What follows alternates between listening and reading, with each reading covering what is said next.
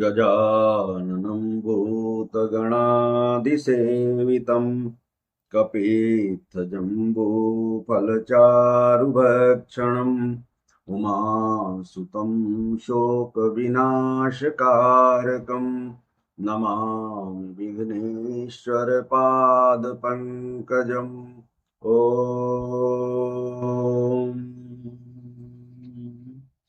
ॐ देवी प्रपन्नार्तहरे प्रसीद प्रसीद मातर्जगतोऽखिलस्य प्रसीद विश्वेश्वरि पाहि विश्वं त्वमीश्वरी देवी चराचरस्य। ॐ सर्वमङ्गलमाङ्गल्ये शिवे सर्वार्थसाधिके शरण्ये त्र्यम्बके गौरी नारायणि नमोऽस्तुते। शरणागतदीनार्तपरित्राणपरायणे सर्वस्यार्थहरे देवी नारायणि नमोऽस्तुते। ॐ नमः चंडिकाय। चंडी पाठ में कुल 13 अध्याय हैं और चंडी पाठ की पूरी कहानी व्यष्टि से समष्टि की यात्रा है। व्यष्टि क्या है? एक राजा होता है जिसका नाम सुरथ है और शास्त्रों में रथ को इंद्रियां कहते हैं। सुरथ वो है जो इंद्रियों के ऊपर सवारी करता है, इंद्रियों को नियंत्रण करता है, इंद्रियों को अपने वश में करता है, वो सुरथ है। तो कहानी ऐसे प्रारंभ होती है कि एक राजा सुरथ होता है और चूंकि वो सुरथ है इसलिए उसका समस्त भूमंडल पर अधिकार है। समस्त भूमंडल का यहां पर अर्थ ये है कि अपने शरीर पर पूरा अधिकार है, यानी वो अपने आत्मा को परमात्मा से मिलान कर सकता है, जोड़ सकता है, अपनी परिस्थिति पर नियंत्रण कर सकता है। होता क्या है कि धीरे धीरे इंद्रियों की द्वारा वो आप्लावित होता है और इंद्रियां उसके जो मन और आत्मा पर उसका नियंत्रण था उस पर आक्रमण करती। तो पहले इंद्रियां जीत जाती हैं तो वो अपने अंतर निहित हो जाता है, लेकिन फिर इंद्रियां कहती हैं कि अब तुम्हें अपने अंतर मन में भी नहीं रहने देंगे तुम्हारा नियंत्रण, और वहां भी इंद्रियों का नियंत्रण हो जाता है, यानी दुश्मनों का नियंत्रण हो जाता है और वो सुरथ नाम का राजा भाग जाता है। और जब वो भागता है तो कहां पहुंचता है? और जब वो राजा इंद्रियों के द्वारा जीत लिया जाता है तो उसका सेहत, उसका स्वास्थ्य, उसका सुख, उसका चैन, उसका सब कुछ प्रभावित होने लगता है। तो वो एक तरह से उसके मंत्री होते हैं जो भी उसका साथ छोड़ देते हैं। उसका स्वास्थ्य उसका साथ छोड़ देता है, उसके मन की शांति उसका साथ छोड़ देता है, उसका सुख उसकी साथ छोड़ देते हैं। और इस प्रकार वो चारों तरफ से जब एक तरह से उसको कोई सहारा नहीं मिलता तो वो भागता है। और जब वो भागता है तो कहां जाता है? भागता है तो वो एक ऋषि के आश्रम में पहुंचता है। और जब ऋषि के आश्रम में पहुंचता है तो ऋषि कहते हैं कि थोड़े दिन अब यहां शांति से रहो और जो कुछ छूट गया है उसकी चिंता मत करो। लेकिन उसको चिंता सताती रहती है। वो कहता है कि मेरे बच्चे तो वहीं छूट गए हैं, मेरा घर तो वहीं छूट गया है, मेरी प्रजा मेरा राज्य तो वहीं छूट गया है, अब मैं क्या करूं, किस तरह से मेरा मन यहां लगेगा। और वो इस प्रकार से परेशान होने लगते हैं। तभी कुछ दिन बाद वो देखते हैं कि उसी आश्रम में एक समाधि नाम का वैश्य भी आ जाता है और वो कहता है कि हमें भी हमारे स्त्री ने, बच्चों ने, परिवार ने घर से बाहर निकाल दिया है और मेरा भी कोई घर में गुजारा नहीं हुआ और इस वजह से मैं भी यहां भाग के आया हूं। तो आप ये देखिए कि कहानी पर मैं ज्यादा चर्चा नहीं करूंगा।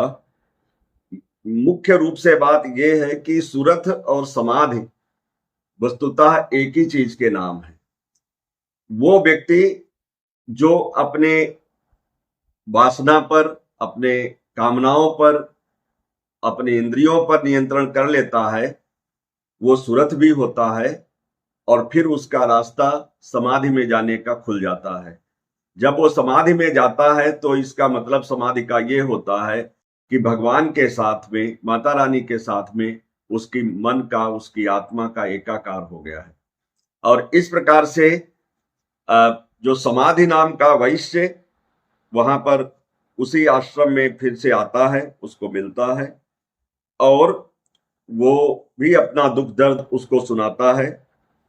फिर दोनों मिलके जाते हैं महात्मा जी के पास में और कहते हैं कि हमारे दोनों की समस्याएं एक ही हैं, अब मुझे कोई रास्ता बताइए।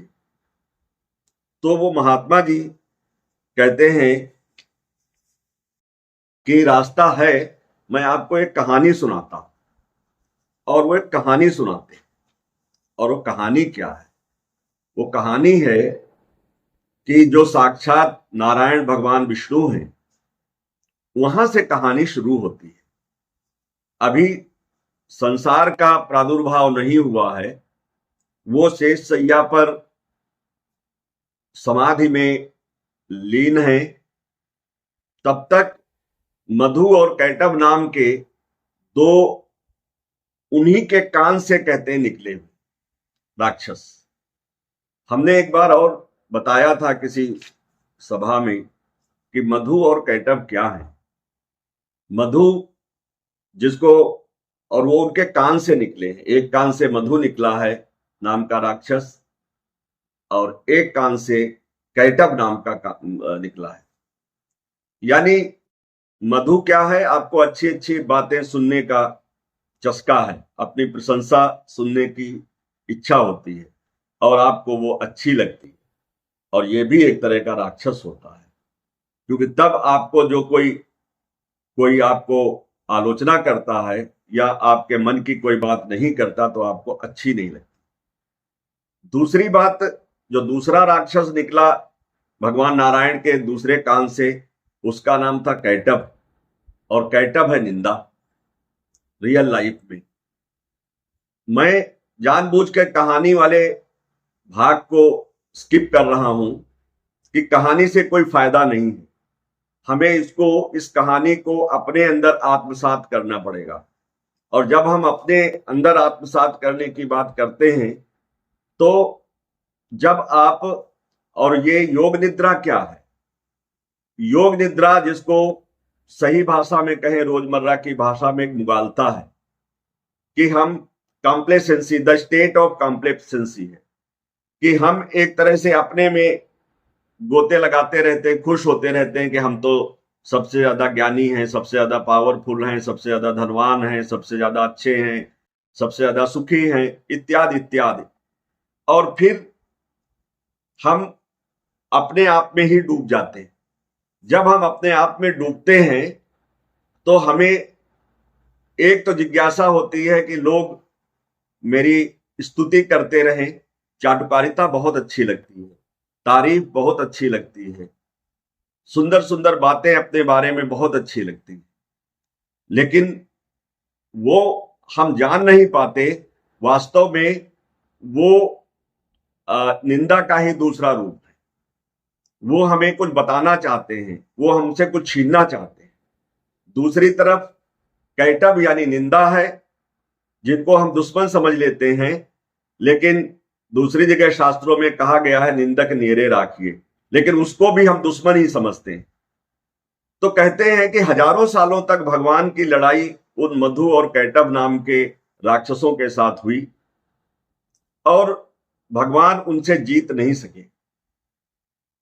तो जब भगवान उनसे नहीं जीते तो भगवान देवी माता की शरण में गए कि हे जगत जननी पराम्बा परमेश्वरी, हमारी मदद करो, हमें ये जो राक्षस हैं जो हमें मारने पर तुले हुए हैं, इनसे निजात दिलाओ। फिर माता रानी उनकी स्तुति से प्रसन्न होती हैं और उनकी स्तुति से प्रसन्न होकर माता रानी उनको बताती हैं कि ठीक है, मैं कुछ उपाय करती हूं। और माता रानी ने उपाय क्या किया? माता रानी ने वो जो मधु और कैटब नाम के दो राक्षस थे, उनका मन फेर दिया और वो भगवान के ऊपर, भगवान विष्णु के ऊपर मोहित हो गए। ये मन फेरने वाली जो स्थिति होती है रोजमर्रा के संसार में, उसको माया कहा गया है। और ये माया हमारा मन फेरती रहती है और माया उसका कुछ नहीं बिगाड़ती या उसका नुकसान नहीं करती जो माया की शरण में जाता है। माया ही पराम्बा भगवती परमेश्वरी है और वो जो उनकी शरण में होता है उसकी रक्षा करती हैं, जो उनकी शरण में नहीं होता वो उसकी मति फेर देती हैं और उसके द्वारा ही उसको गर्त में गिराती। कहानी ऐसे चलती है कि राक्षसों ने कहा भगवान से कि तुम मेरे से वरदान मांगो, मैं तुमसे बहुत प्रसन्न हूं। भगवान मुस्कुराए कि भाई सहाय सारद मैं जाना, कि अब तो लगता है कि माता रानी सहाय हो रही है। तो उन्होंने, भगवान ने उनसे कहा कि भाई सोच लो, आप मुझसे क्यों खुश हो गए इतना कि आप मुझसे वरदान मांगने के लिए कहते? तो कहा कि नहीं, आप बड़ा अच्छा युद्ध कर रहे हैं इसलिए मैं आपसे खुश हूं। यानी कि जो निंदा करने वाले लोग हैं और जो स्तुति करने वाले लोग हैं, दोनों को अगर ढंग से आप डील करते हैं तो वो भी आपके ऊपर खुश हो जाते हैं और आपका कुछ बिगाड़ने का नहीं सोचते, आपका भला करने लगते हैं।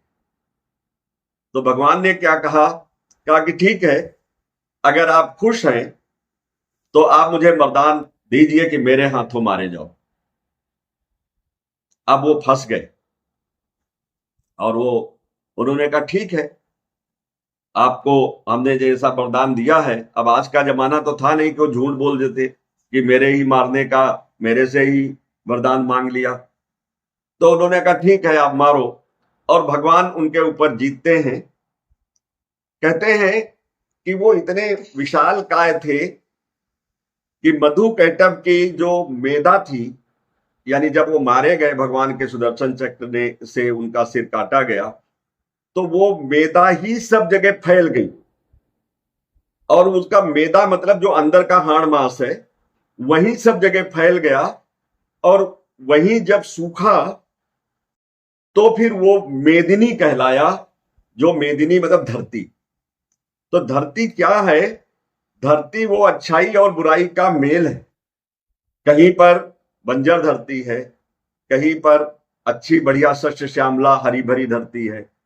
तो ऐसे ही कहते हैं कि वो मेधा जो थी उनकी राक्षसों की, वो पूरी समुद्र में जो क्षीर सागर था उसमें फैल गई। और उसमें जो मेधा वो फैली, वो जब वो समुद्र सूखा धीरे धीरे, तो वो मेधा भी सूखी और मेधा धरती मैया जिसको हम आज कहते हैं, जिस पर हम आप रहते हैं, वो बन गई। तो इस प्रकार से ये कहानी, अगर हम माता रानी की शरण में जाएंगे तो हम अपने दोस्तों और दुश्मनों के ऊपर विजय कर सकते हैं। अगर हम माता रानी को की शरण में जाएंगे तो वो हमारी मदद करेंगी कि हम अपनी अच्छाई और बुराई के ऊपर विजय प्राप्त कर सकें।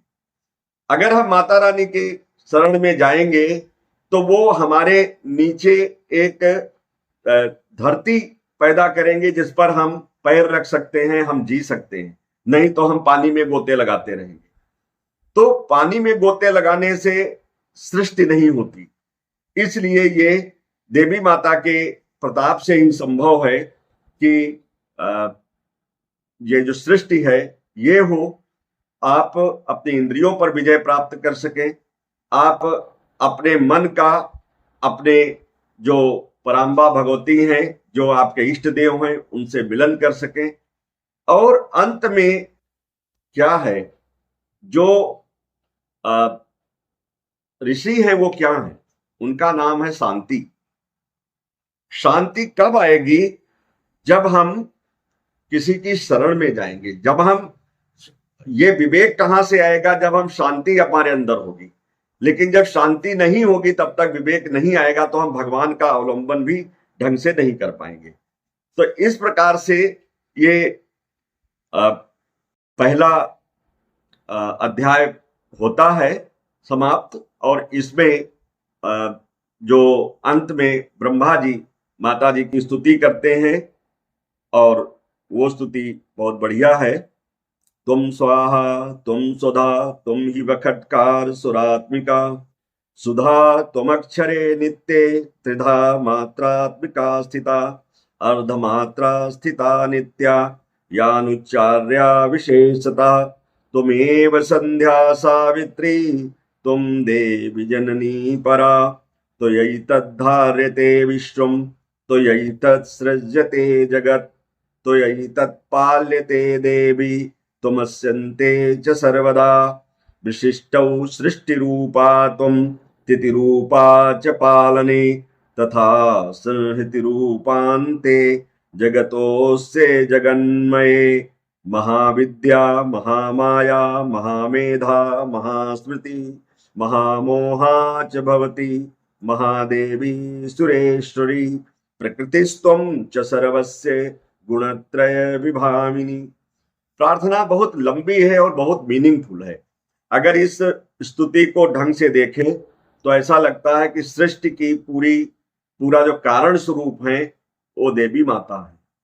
अगर सृष्टि उन्हीं से पैदा हुई। ब्रह्मा जी कहते हैं कि हे देवी, तुम ही स्वाहा हो, तुम ही सुधा हो, तुम ही बखटकार हो, स्वर भी तुम्हारे ही स्वरूप हैं, तुम ही जीवनदायिनी सुधा हो, नित्य अक्षर प्रणव में अकार उकार मकार, ये सब जैसे ओंकार हम कहते हैं उसका, वो भी आप ही हो, तीन मात्राएं आप ही हो, उसमें जो बिंदी है वो भी आप ही हो। इसके अलावा हे देवी, तुम ही संध्या हो, तुम ही सावित्री हो, तुम ही जननी हो, तुम ही इस ब्रह्मांड को धारण करती हो, तुम ही से इस जगत की सृष्टि होती है, तुम ही से इसका पालन होता है, और तुम ही कल्प के अंत में इसका विनाश करती हो। हे माता, तुम ही महाविद्या हो, जितनी ज्ञान विज्ञान इस संसार में है वो सब आप ही से है। हे माता, आप ही महामाई हो, महामेधा जो हमारी बुद्धि है वो भी आप ही हो, महास्मृति जो हमारी यादगारी है वो भी आपसे ही होती है, महामोह रूपा जो हम पुत्र कलत्र परिवार समाज में के मोह में डूबे रहते हैं वो भी आप ही हो, महामोह रूपा आप ही हो, महादेवी आप ही हो, महासुरी आप ही हो, तुम तीनों गुणों को उत्पन्न करने वाली हो, यानी राग द्वेष प्रेम इस सब का उत्पत्ति आप ही से होती है। कालरात्रि आप ही हो, महारात्रि आप ही हो, मोहरात्रि आप ही हो, तुम श्री श्री तुम ही हो, तुम ईश्वरी तुम ही ईश्वरी हो, तुम ह्रीम तुम ही ह्रीम हो, जो बीज मंत्र है जिससे महालक्ष्मी के लिए बीज मंत्र का इस्तेमाल होता है। और बुद्धिर्बोध लक्षणा, बुद्धि की समझ में कुछ आए वो भी आप ही के द्वारा संभव होता है। लज्जा आप ही हो, पुष्टि यानी हमारा सेहत आप ही हो, तुष्टि हमारा संतोष आप ही हो, शांति आप ही है, शांति जो कुछ हम मैल इत्यादि नष्ट करते हैं वो भी हमारी जो त्वचा है नाश होती रहती है, जो कुछ संसार में नष्ट प्राय है वो भी आप ही हो।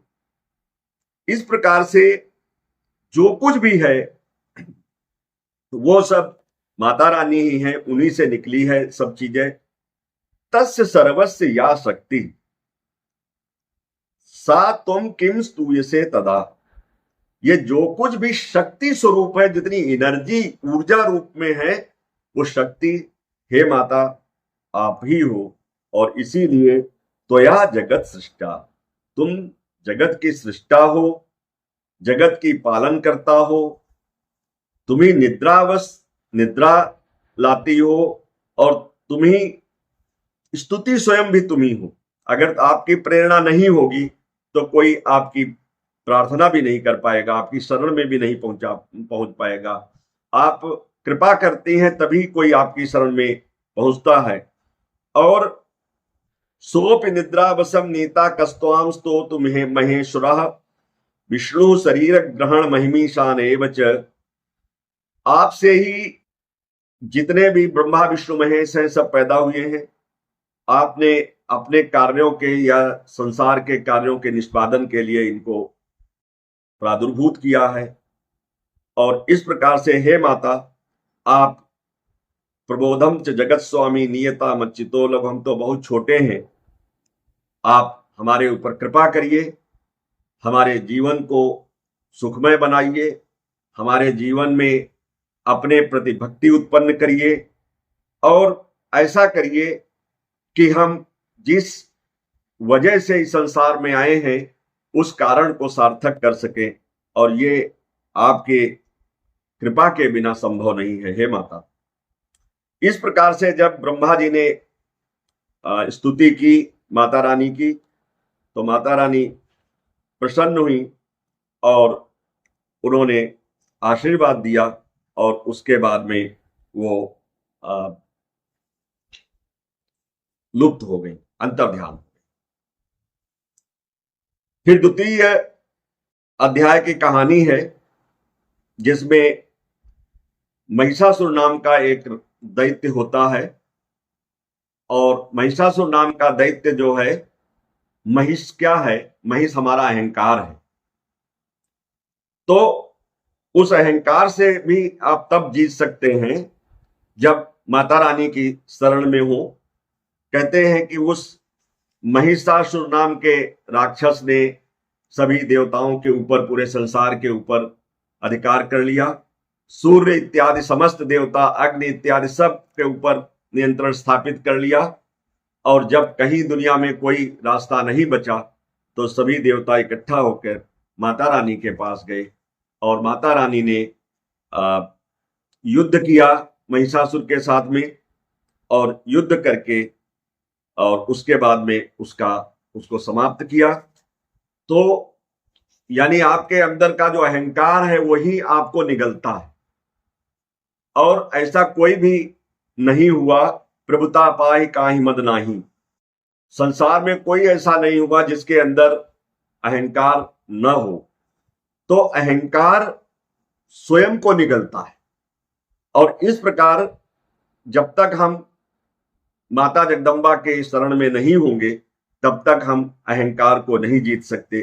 तो महिषासुर की संक्षेप में जो पूरी कहानी है वो अपने ही अहंकार को जीतने की कहानी है। और दूसरी कहानी ये है महिषासुर नाम की, कि जो महिष है उसका स्वभाव है कि अपने लिए जीना, स्वार्थी होना। तो एक तो महिष अहंकारी है। आपने देखा होगा आजकल बहुत सारे वीडियो पड़े हुए हैं जहां पर महिष शेर से भी लड़ जाता है, शेर को भी भगा देता है, इतना अहंकारी है। और वो अपने लिए जीता है, उसको स्वार्थी है, वो उसका स्वभाव स्वार्थ का है। वो संसार के लिए नहीं जीता, वो दूसरे को नहीं खाने देता, वो दूसरे के कल्याण की कामना नहीं करता। महिष अपने लिए जीता है, अपना उदर पूर्ति के लिए जीता है। तो अगर आप अपनी उदर पूर्ति के लिए जिएंगे तो निश्चित रूप से आप रोगग्रस्त हो जाएंगे और वो आपके रोग ही आपको खा जाएंगे। वो जो आप खा रहे हैं वही आपके लिए विष हो जाएगा और वो आपको स्वयं ही नष्ट कर देगा। जैसे अहंकार आपको ही निगलता है वैसे ही आपका स्वार्थ भी आपको ही निगलता है। ये जो द्वितीय अध्याय है इसका दुर्गा सप्तशती का, उसका एक तरह से अर्थ है कि हम स्वार्थ के ऊपर उठें और हम अहंकार से ऊपर उठें, और ये तभी संभव है जब माता रानी कृपा करेंगी। जब तक माता रानी कृपा नहीं करेंगी तब तक ये संभव नहीं है। जब आप अहंकार को जीत लेते हैं तब इंद्र आदि देवता स्तुति करते हैं माता जी की। और क्या स्तुति करते हैं?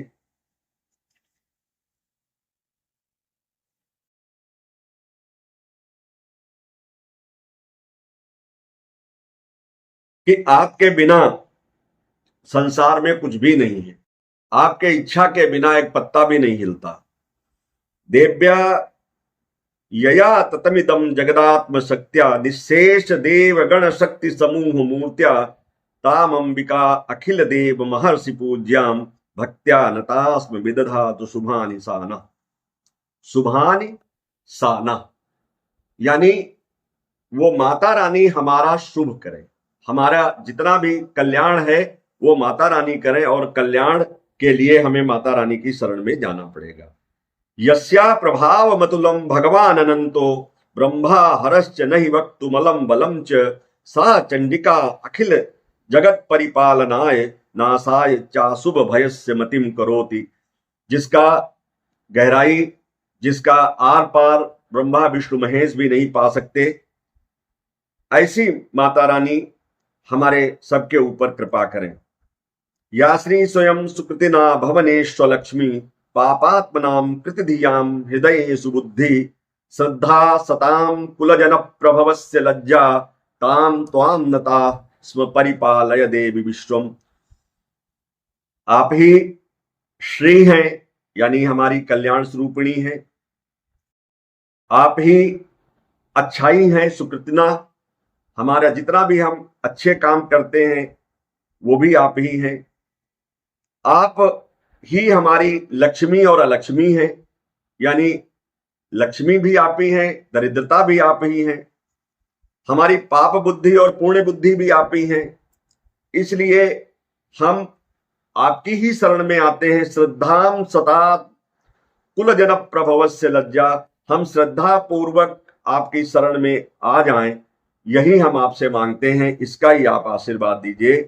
किम वर्णयाम तब रूपमचिंत में तत् किम चाति वीर्यम सुरक्षयकारी भूरि किम चाहवेषु चरितानि तवाद्भुतानि सर्वेषु देव्य असुरक्षय असुरदेव गणादिकेषु।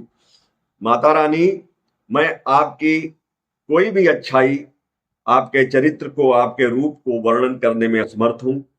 सिर्फ एक काम हमें आता है कि हम आपकी शरण में चले जाएं, क्योंकि वाणी भी तो आपकी ही दी हुई है, ये शरीर भी आप ही का दिया हुआ है, इसमें शक्ति जो है, बुद्धि जो है, सब आप ही का दिया हुआ है। इसलिए वो सब हम आपको ही समर्पित करते हैं और आप हमारी रक्षा करिए, हमारा कल्याण करिए। इस प्रकार से इंद्रादि देवताओं ने माता रानी की प्रार्थना की, विनती की। माता रानी प्रसन्न होकर चली गई। जो अंतिम अध्याय है, अंतिम जो इसका खंड है दुर्गा सप्तशती का, वो शुंभ निशुंभ इत्यादि दैत्यों का है, और इसमें बहुत सारे दैत्य हैं, और वो बहुत सारे दैत्य हैं उनके बारे में समझने की कोशिश की जाए। कि आप देखो कि जो पहला अध्याय है वो छाती से ऊपर का है, और जो बीच का है वो महिषा, जो द्वितीय खंड है दुर्गा सप्तशती का, वो पेट और ऊपर का है, और जो तृतीय खंड है वो कमर से नीचे का है। तो ये पूरा शरीर ही है। अगर दुर्गा सप्तशती की तुलना करें तो इसमें हमें लगेगा कि हमारे अपने शरीर के बारे में बात हो रही है, क्योंकि बीच वाला जो शरीर है, जिसके कहते हैं सीना फुला के चल रहे हो, यानी अहंकार, और पेट, दोनों चीजें, सीना और पेट आपको अगर इसका सही इस्तेमाल नहीं किया तो परेशान करते हैं। अहंकार और स्वार्थ को जीतना काफी कुछ आपको अपने जीवन को सफलता की तरफ ले जाता है।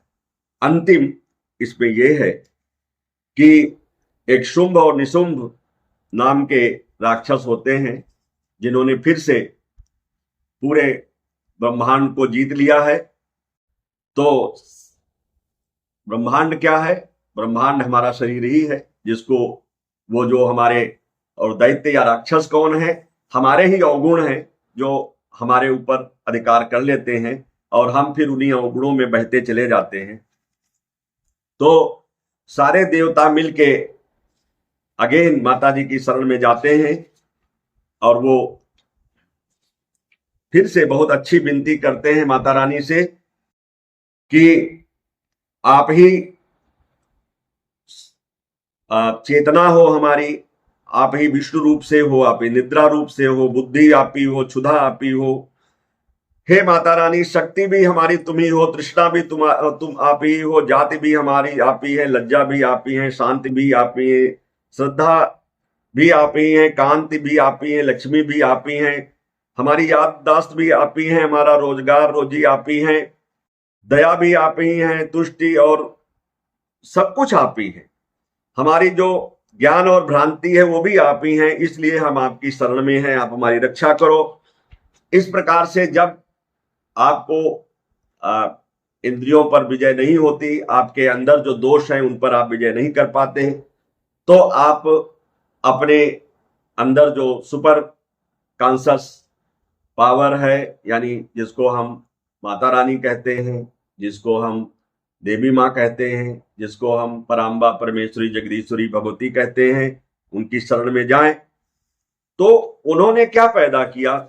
यहां पर साइंस है। माता रानी ने अपने ही अंग से कौशिकी नाम की एक दूसरी माता रानी पैदा किया, कन्या पैदा किया। अब आप समझ सकते हैं कि कौशिकी मतलब क्लोन। होता क्या है कि हमारा जो नीचे का हिस्सा है, ऊपर तो आमतौर पर एक एक चीज है और नीचे जाते जाते मल्टीपल हो जाता है। हमारी उंगलियां मल्टीपल हो जाती हैं, हमारे पैर दो हो जाते हैं, हमारे इस तरह से एक तरह से जो हमारे ऐसा कह लें कि हमारी गलतियां हैं वो बढ़ती जाती हैं, मल्टीप्लाई होती है।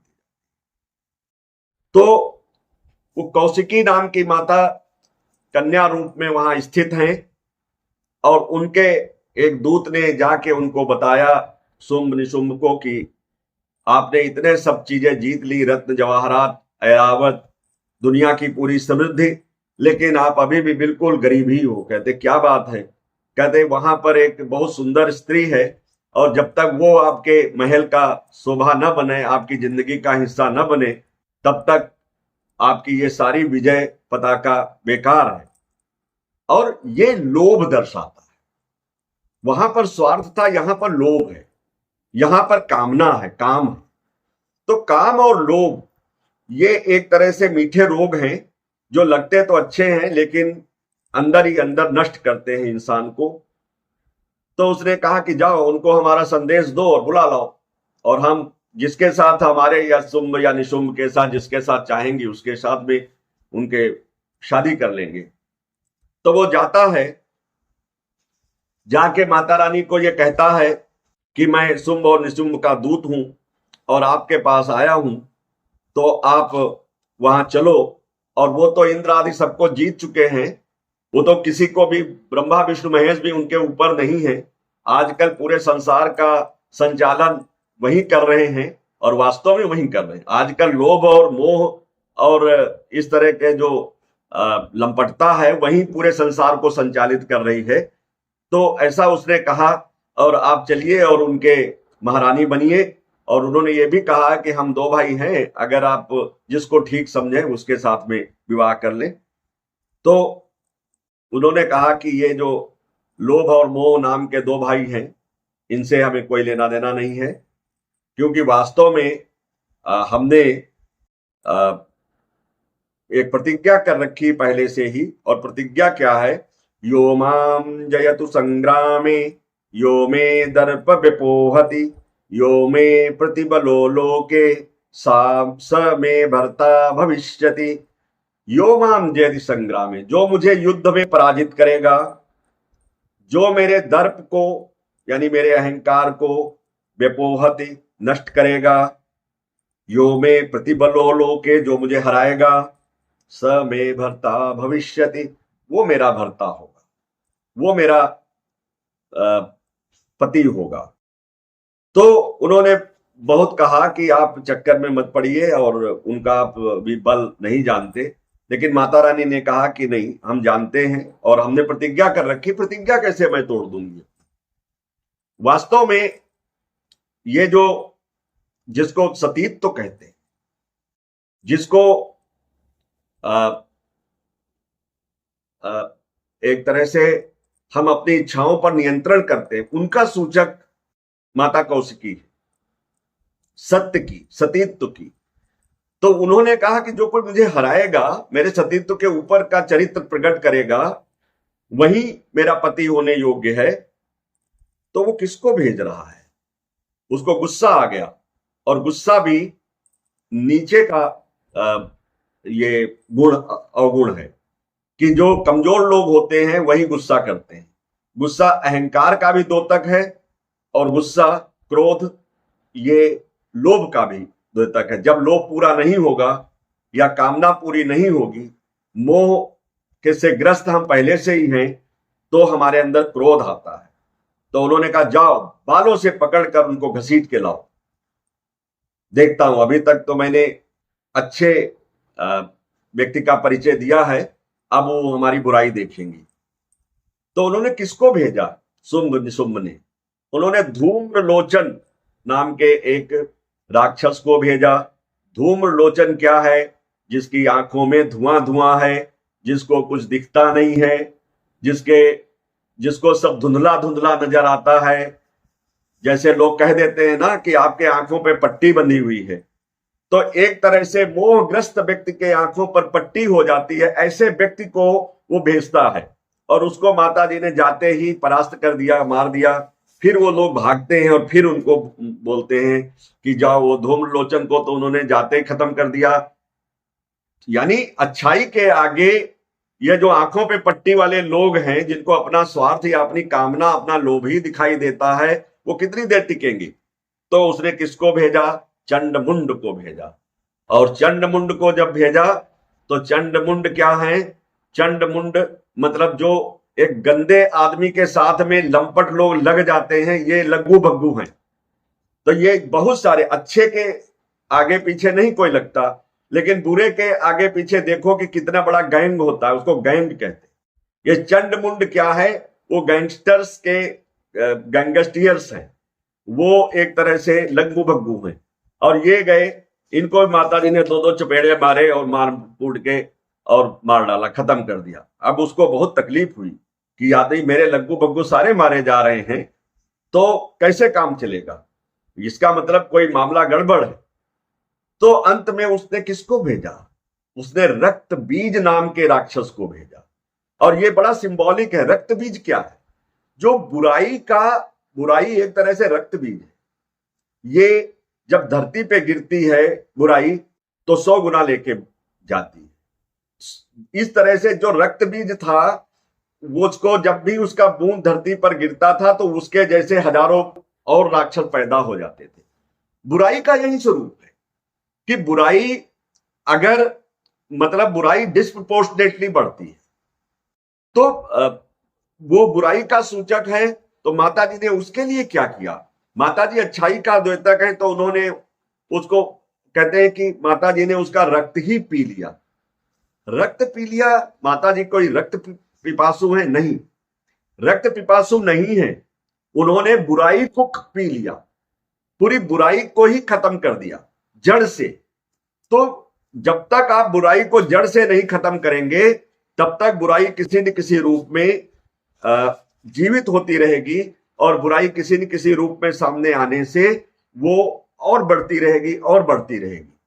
तो जब रक्त बीज भी खत्म हो गया तो शुंभ निशुंभ एक तरह से लंगड़े हो गए, एक तरह से कमजोर हो गए, एक तरह से उनका तेज खत्म हो गया कि जितने भी, यानी एक बुरे व्यक्ति के, एक कामी लोभी, इस तरह के जो चरित्र हैं, इनके पीछे किस तरह के लोग हैं? वो लोग हैं जो जिनको आंखें अंधा नाम नयन सुख, जो खराब ही देखना चाहते हैं, जिनके आंखों पे पट्टी बंधी हुई, या तो वो लोग हैं अंधभक्त, या वो लोग हैं जो बहुत ज्यादा बुरे हैं और बुराई को फैलाने में यकीन करते हैं, या वो लोग हैं जो उनके गैंगस्टियर्स हैं, लग्गू बग्गू हैं, जो उनके साथ में जय हो करते रहते हैं।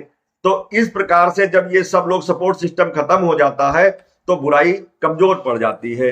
तो बुराई कमजोर पड़ गई और उसके बाद में शुंभ और निशुंभ को बड़े आराम से माता जी ने खत्म किया और फिर देवताओं ने आके माता जी की स्तुति की। बड़ी अच्छी स्तुति है माता जी की। और माता जी की स्तुति करने के बाद में फिर माता जी खुश हुई और माता जी ने यह कहा कि जब जब समाज में बुराई का आविर्भाव होगा तब तक हम पैदा होंगे। और माता जी यहाँ क्या है? आपकी आत्मशक्ति का सूचक है, क्योंकि शक्ति का स्वरूप ही है माता।